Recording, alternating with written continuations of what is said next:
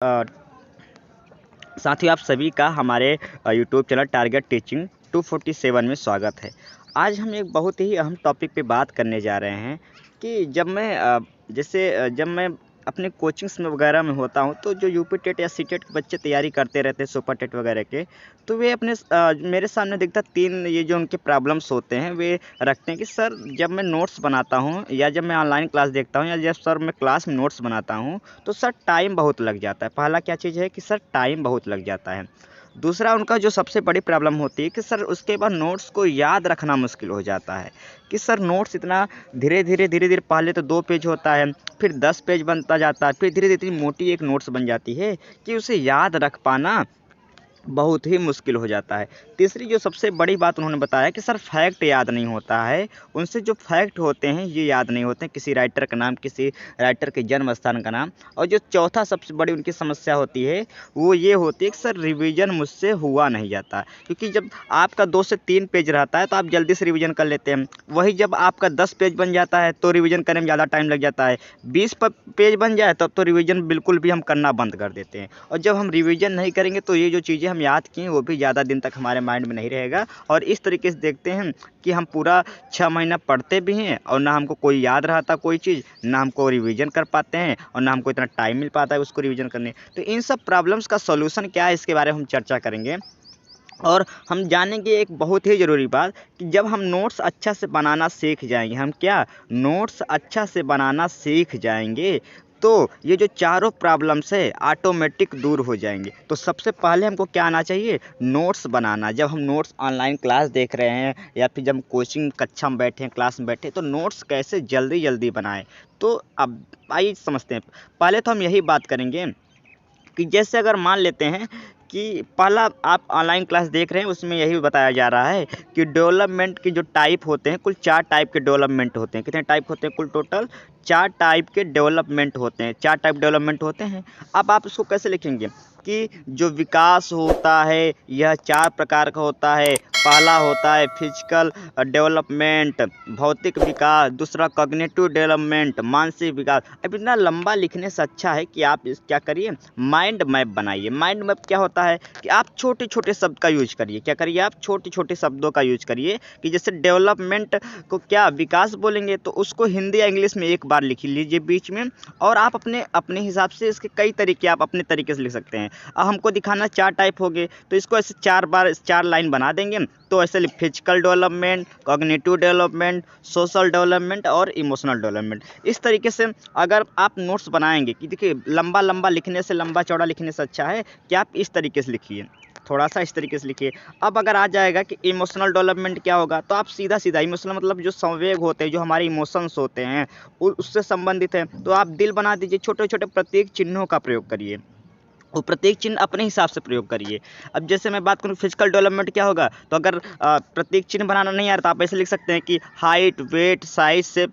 Physical development जब आपके किसी इंसान के हाइट में जो है ग्रोथ हो, उसके वेट में ग्रोथ हो, उसके साइज में ग्रोथ हो या उसके शेप में ग्रोथ हो, तो बोलेंगे कि यानी उसका फिजिकल डेवलपमेंट हो रहा है। इस तरह के छोटे छोटे वर्ड बना के आप जो है इन चीज़ों को सीखेंगे। अब आगे से कॉग्निटिव डेवलपमेंट मतलब मानसिक, तो आप छोटा सा दिमाग बना दीजिए। चिन्ह, प्रतीक चिन्हों का प्रयोग करेंगे, अपने हिसाब से चिन्ह बना लीजिए, कुछ भी जो आपको समझ में आए, बाकी दुनिया को भले समझ में ना आए कि अच्छा ये दिमाग है, यानी कॉग्निटिव डेवलपमेंट क्या होगा, माइंड का डेवलपमेंट होता है। तो इस तरीके से आप छोटे छोटे प्रतीक चिन्हों या छोटे छोटे वर्ड का यूज करके आप बना सकते हैं।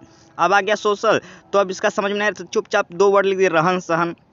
यानी आपके रहन सहन में जो परिवर्तन होता है, जो विकास होता है, आपके खाने पीने, आपके बोलने, आपके सोचने, आपके विचार करने के तरीके, आपके आइडियाज़ में जो डेवलपमेंट होता है आसपास के लोगों से प्रभावित होकर, तो बोलेंगे उसे सोशल डेवलपमेंट। तो इस तरीके से हम छोटे छोटे प्रत्येक चिन्हों का प्रयोग करके हम शॉर्ट नोट्स बनाएंगे। कैसे बनाएंगे, शॉर्ट नोट्स, इतना संक्षिप्त नोट्स बनाएंगे कि इस नोट्स बनाने क्या, अगर ऐसे संक्षिप्त नोट रहेगा तो आप देखेंगे कि आपने एक सब्जेक्ट पूरा भी कर लिया और मुश्किल से उस सब्जेक्ट को पूरा करने में 20 से 30 पेज ही खर्च हुए। अगर ऐसे बनाएंगे तो पहला चीज़ तो ये फ़ायदा हो जाएगा कि जब शॉर्ट नोट्स होते हैं, जब पतले नोट्स होते हैं, तो उसको रिवीजन करने में आसानी होता है। और अगर आप इस तरह से नोट्स बनाएंगे तो आप जब आँख से देखेंगे तो आपके एक एक करके आपके आँख में नहीं इनका प्रतिबिंब घुस रहा है, आपको चारों चीज़ें एक साथ दिख रहा है। तो याद करना, आप इसको एक बार ऐसे देख लेंगे तो आपको एक बार 2 से 3 बार इसको देखने में बहुत आसानी हो जाएगी। आप मुश्किल से ऐसे नोट्स अगर बनाएंगे 2 मिनट में जल्दी जल्दी रिवीजन कर लेंगे। तो देखिए ऐसे ही नोट्स मैं बनाया हूँ। जब मैं यूपी टेट तैयारी करता तो मैं भी ऐसे ही नोट्स बनाता था, तो उसका मैंने दिया है। तो इस तरीके से नोट्स बनाया जाता है पहली चीज़, जिससे हमको जल्दी से शॉर्ट नोट्स 2-3 मिनट पलट लेंगे और हम इस तरीके से नोट्स बनाने से हम हर रोज़ रिवीजन कर लेंगे। क्या हो जाएगा, हम लोग हर रोज़ रिवीजन कर लेंगे, और जिससे एक फ़ायदा ये हो जाएगा हमारा कि जो है हमारा समय भी नोट्स बनाने में कम लगेगा। अब इसमें एक समस्या यही आती है कि सर जो है अभी मुझको नहीं आएगा ऐसा बनाना। तो देखिए मैं नहीं कह रहा हूँ पहले ही दिन में आपको आ जाएगी, लेकिन आप जैसे 2 से 3 बार प्रैक्टिस करिए, छोटे छोटे प्रतीक चिन्हों का प्रयोग करना सीखिए, ऐसे ऐसे छोटे छोटे वर्ड को बनाना सीखिए, तो धीरे धीरे छोटे छोटे वर्ड जब बनाना आपको आ जाएगा तो देखिए आपसे क्या पूछेगा, वहाँ पे परिभाषा नहीं पूछेगी एग्जाम में, MCQ क्वेश्चन आएंगे, ऑब्जेक्टिव आएंगे। तो अगर आप ऐसे याद करेंगे, आप खट से जैसे ये वर्ड दिखेगा आप खट से मार देंगे, तो आपको चीज़ें ज़्यादा फैक्ट जो है ज़्यादा देर। और हम थोड़ा सा और आगे चर्चा करेंगे, जैसे कि जैसे ये आ गया कि स्टेजेस ऑफ डेवलपमेंट, विकास की अवस्थाएं कौन कौन सी होती है। तो आप अब मान लेते हैं शैशव अवस्था के बारे में पढ़ना है, अर्लियर चाइल्डहुड, माफ़ करिए, ये एफिशिएंसी जब पढ़ना है, शैशवावस्था पढ़ना है, तो इसके बारे में अब लंबा चौड़ा नहीं लिखेंगे कि 0 से 2 वर्ष तक के बच्चों की आयु को शैशवावस्था, इतना लंबा याद नहीं रखेंगे, ठीक, कि 0 से 2 वर्ष तक के बच्चों को शैशवावस्था बोलेंगे, इतना लंबा नहीं लिखेंगे, बस इतना लिख देंगे शॉर्ट फॉर्म में कि 0 से 2, समझ जाएंगे। हम शैशवावस्था देखें तो 0 से 2 वर्ष। अब आ जाएगा कि सेंसस का तीर बनाना सीखेंगे। यहाँ पे तीर, यदि सेंसस मतलब क्या होता है, जो हमारे अंदर संवेदना होती है, चीज़ों को महसूस करने की क्षमता, तो सेंसस तो इंद्रियों को महसूस करने की क्षमता इसमें बहुत ज़्यादा होती है, तो ज़्यादा होती है तीर ऊपर कर दीजिए, सेंसस लिख कर ऊपर कर दीजिए। सेंसिटिव बहुत होते हैं बच्चे, यानी आक्रामक तरीका बहुत ज़्यादा अपनाते हैं, तो बस सेंसिटिव होते हैं, तो इसको छोटा सा हिंदी या इंग्लिश में लिखकर तीर ऊपर नीचे करके समझ जाइए। अच्छे से बच्चे सेंसिटिव ऐसे याद करेंगे कि शैशवावस्था बच्चे 0 से 2 वर्ष होते हैं, ये सेंसस, इनका सेंसस बहुत ज़्यादा हाई होता है, इंद्रिय बहुत सेंसिटिव बहुत ज़्यादा होते हैं, इनका फिजिकल ग्रोथ बहुत ज़्यादा होता है, मेंटली ग्रोथ बहुत ज़्यादा होता है। इस तरीके छोटे छोटे, मेंटली ग्रोथ ज़्यादा होता है तीर ऊपर, मेंटली ग्रोथ कम होता है तीर नीचे। इस तरीके छोटा छोटा वर्ड का आप यूज करेंगे, और छोटे छोटे ऐसे छोटे छोटे चिन्हों का यूज करके ऊपर नीचे दाएं बाएं कम ज़्यादा करके हम जो है चीज़ों को नोट्स बनाना सीख जाएंगे, और इसको हम याद करना। देखो इसको हमको याद करना, अगर मित्र उसको लंबा लिख देता कि 0 से 2 वर्ष तक के बच्चों की उम्र को शैशवावस्था, 2 लाइन ये ले लिया, 2 लाइन ये ले लिया। इनके ऐसे उम्र के बच्चों का जो है क्या इंद्रियम गुणवत्ता बहुत ज़्यादा होता है, ऐसे बच्चे आक्रामककारी होते हैं क्योंकि ये बहुत ही संवेदनशील होते हैं, ऐसे बच्चों का शारीरिक विकास बहुत जल्दी होता है, ऐसे बच्चों को मानसिक। तो देख रहे हैं यहाँ पे 10-20 लाइन बन गया। अब इसको अगर आप नोट्स अभी तो एक बार पढ़ लेंगे, बाद में जब पढ़ेंगे तो बहुत समय लग जाएगा। अब आज शॉर्ट नोट्स बनाएंगे तो इसको जल्दी से 2 मिनट में देख सकते हैं, तो यानी इससे चाहेंगे तो हर रोज़ अपना नोट्स रिविजन कर सकते हैं और जल्दी जल्दी याद कर सकते हैं। ऐसे यदि मैं बात कर लूँ पूरी बाल अवस्था, तो इसमें भी वही, जैसे इसको बताना तो 0-6 वर्ष के बच्चों को टॉय जो होता है, फिजिकल ग्रोथ देखिए इसमें बहुत कम होता है। अब कोई साइंटिस्ट का नाम तो इसमें चिपका दो कि इस पियाजे को पूर्व बाल्यावस्था के बारे में किसने थ्योरी दिया था, पियाजे ने दिया था। तो इस तरीके से नोट्स बनाना हम सीखेंगे। अब आप एक सबसे इम्पोर्टेंट बात आता है कि सर यदि कोई स्टेटमेंट आ जाए, परिभाषा आ जाए कि सर ये परिभाषा है, इसको याद कैसे रखें। देखिए अगर मैं एक परिभाषा को लेता हूँ, जैसे ये परिभाषा दी है कि पहले विचार आता है फिर भाषा आता है, पहले विचार आता है फिर भाषा आता है। अब इसको इतना लंबा लिखने से अच्छा है कि आपको वहाँ पे जाएंगे तो कन्फ्यूज हो जाएंगे, पहले विचार आता है पहले भाषा आता है, पहले भाषा आता है पहले विचार आता है। तो ये कन्फ्यूजन से अच्छा आप ऐसे लिख लिए कि विचार पहले आता है, भाषा बाद में आएगा, पहले विचार आ गया, भाषा बाद में आ जाएगा। तो ये किसने कहा था, पियाजे ने कहा। तो इस तरीके से ये जो इतनी बड़ी लंबी लाइन लिखने से अच्छा है कि छोटे लाइन मैंने निपटा दिया कि पहले विचार आता है फिर यही भाषा आता है। तो ये किसने कहा था, पियाजे ने। इस तरह से डब्बा बना के बड़े बड़े स्टेटमेंट को, बड़े बड़े कथन को, बड़े बड़े परिभाषा को आप छोटे शब्दों में अपने लिख लीजिए। अब वाइगोत्स्की साहब ने क्या कहा, पहले भाषा आता फिर विचार आता, तो इसको कैसे लिखेंगे, पहले भाषा फिर विचार। ये किसने कहा, वाइगोत्स्की साहब ने। तो इस तरीके से जो है हम चीज़ों को नोट्स बनाना सीखेंगे। अब थोड़ा सा और यदि हम आगे चर्चा करें, जैसे अगर ये आ गया कि जैसे स्किनर साहब ने क्या कहा था कि इनके अनुसार व्यक्तिगत विभिन्नता में संपूर्ण व्यक्तित्व का कोई भी ऐसा पहलू सम्मिलित हो सकता है जो मापा जा सकता है। अब इतने बड़े डिफिनेशन को क्या, तो इस डिफिनेशन का मूल तत्व क्या है, पहला उसको हम पहचानेंगे। तो डिफिनेशन कहना क्या चाहता है, डिफिनेशन का कहने का आप देखिए, डिफिनेशन बस यही कहना चाहता है कि यही कहा था कि संपूर्ण कोई भी ऐसा पहलू सम्मिलित हो जाएगा व्यक्तित्व का।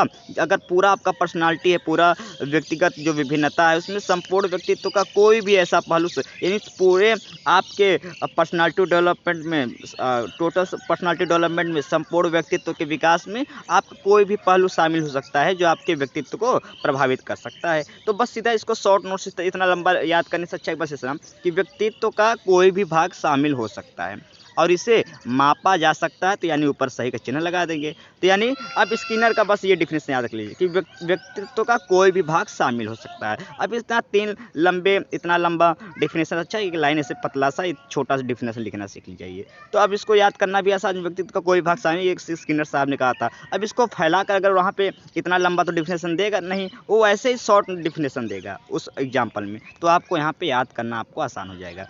तो और हम थोड़ा सा और आगे चर्चा करेंगे। जैसे अगर हम बात करेंगे कि जैसे अगर आ गया कि कोई किसी पॉइंट पर छोटे छोटे पॉइंट है कि बताइए डिसलेक्सिया क्या होगा, तो सीधा डिसलेक्सिया में क्या होता है कि पढ़ नहीं सकते हैं। डिसलेक्सिया में भाई क्या होता है कि पढ़ नहीं सकते डिसलेक्सिया में, तो बस पढ़ लिख कर क्या करते हैं, गलत का चिन्ह बताएंगे। डिसग्राफिया में क्या पढ़ सकते हैं, तो इसमें पढ़ लिख कर और सही चिन्ह लगा देंगे। तो इस तरीके से शॉर्ट्स नोट्स बनाएंगे। और जैसे यदि आ गया किसी प्लान के बारे में, किसी योजना के बारे में कि एनसीएफ क्या है, ये मैं हर सब्जेक्ट के लिए बता रहा हूँ, जरूरी नहीं सीडीपी के लिए, आप हर सब्जेक्ट को इस तरीके से आप जो है उसकी जो है चीज़ों को डिस्क्राइब कर सकते हैं। अब आ गया एनसीएफ 2005 के बारे में कि एनसीएफ क्या होता है, तो इसको भी ऐसे बनाना सीखेंगे कि एनसीएफ क्या है। ये 1975 में पब्लिश हुई थी, यह 8वीं अनुसूची में आती है, यह इसके सबसे पहले सिद्धांत यशपाल साहब ने दिया था। इस तरीके से देखिए कैसे, इस तरीके से जो है क्या कहते हैं हम, जैसे कि 1975 में पब्लिकेशन हुआ था, 8वीं अनुसूची में शामिल होती है, यशपाल साहब ने इसका थ्योरी दिया था। ये रटन के खिलाफ, यानी इसमें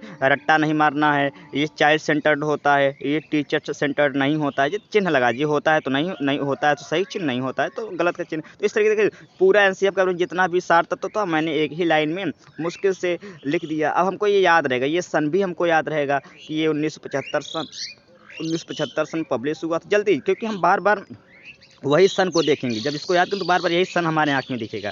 तो बार बार जब चीज़ों को देखेंगे तो हमको हमेशा से आसानी से याद भी हो जाएगा। 8वीं अनुसूची बार बार देखेंगे तो एनसीएफ याद करना। यशपाल नाम का बार बार देखेंगे, यशपाल 2 से 3 दिन अगर रोज़ हम इसको पलट लिए तो खट से याद हो जाएगा। तो ये कुछ तरीके होते हैं। यदि हमको डिफरेंसेस दिखाना है किन्हीं 2 विचारों में, किन्हीं 2 किताबों में या किन्हीं 2 थ्योरी में, तो इस तरीके से दिखाएंगे। जैसे ये है कि अपसारी सोच क्या होता है और अभिसारी सोच क्या होता है, तो इसको कैसे दिखाएंगे थोड़ा सा जानेंगे। ठीक, तो अभिसारी सोच जैसे अगर आ गया कि अभिसारी सोच कैसा होता है, ओपन एंडेड होता है। अभिसारी सोच कैसा होता है, ओपन एंडेड होता है। तो यहाँ पे एक तरफ लिखेंगे ओपन एंडेड, अब ये क्लोज एंडेड होता है, दूसरी तरफ क्लोज एंडेड, बस इतना ही लिखना है। इसमें क्रिएटिविटी होता है तो इसमें इंटेलिजेंस होता है। इसमें एमसीक्यू नहीं पूछा जाता है तो चिन्ह लगा देंगे नहीं का, इनसे एमसीक्यू पूछा जाता है। इसके मल्टीपल सॉल्विंग होते हैं, इसके सिंगल सॉल्विंग होते हैं। तो इस तरीके से शॉर्ट वर्ड करके डिफरेंसेस भी हम लिख देंगे। अब यदि एक सबसे ज़रूरी बात है कि किसी राइटर का नाम आ गया, उसके बुक का नाम आ गया, तो जैसे यहाँ पे एक राइटर बुक के नाम है सत्य के साथ मेरे प्रयोग। अब इसमें क्या करेंगे, तो जब भी कोई राइटर का नाम आ जाए किसी बुक से संबंधित, तो उसको एक डब्बा में लिखेंगे, एक बॉक्स में बना के लिखेंगे, क्योंकि ये डब्बा ये बहुत ही इंपॉर्टेंट रहेगा। इसको हम कभी भी अगर हमको केवल राइटर का बुक से एक दिन रिवीजन करना है तो जल्दी से इस डब्बे को देख कर पहचान कर हम याद कर लेंगे। तो ये कुछ तरीके हैं कि यदि आप इस तरीके से नोट्स बनाना सीख गए तो हमें उम्मीद है आपको भी चीज़ें जल्दी ज़्यादा आती। जो ये मैंने चारों प्रॉब्लम बताया था कि इससे आपका टाइम भी बचेगा नोट्स बनाने में। मैं अभी 4 प्रॉब्लम बताया था शुरुआत में ना कि सर टाइम वाला प्रॉब्लम है, तो ये जो इससे टाइम भी बचेगा, रिवीजन भी जल्दी से हो जाएगा और इससे याद ज़्यादा दिन तक रहेगा। ठीक, ये चारों चीज़ें आपसे आसानी से हो जाएगी। तो हमें उम्मीद है आपको ये जो आपका सॉल्यूशन था इस तरीके से यदि आप नोट्स बना लीजिए तो हमें उम्मीद है आपका पक्का है यूपी टेट में आपका पक्का 125 प्लस जो है टारगेट आना है। और हमेशा मैं आपको एक चीज़ बता दूं कि हमेशा नोट्स को हमेशा थोड़ा सा साफ़ सुथरा ही बनाना चाहिए, जिससे कि हमको चीज़ें ज़्यादा दिन तक याद रहे और ज़्यादा हमको पढ़ें थोड़ा सा हमको सुविधा महसूस है। चीज़ें ऐसे ही आप इस तरीके से नोट्स बनाइए तो हमें उम्मीद है आपको सभी चीज़ें आसानी से आने लगी। तो इसी उम्मीद के साथ कि आपका जो है यूपी टेट इस बार 125 प्लस से सो जाएगा ही जाएगा। और आज का सेशन हम यहीं रखते हैं। यदि आपको हमारी कोशिश अच्छी लगी हो तो प्लीज़ चैनल को सब्सक्राइब कर हमसे जुड़ जाइए, जिससे यूपी टेट से संबंधित सभी जानकारी आप तक आसानी से और सबसे पहले पहुंच जाया करे। तो सुनने के लिए आप सभी का धन्यवाद।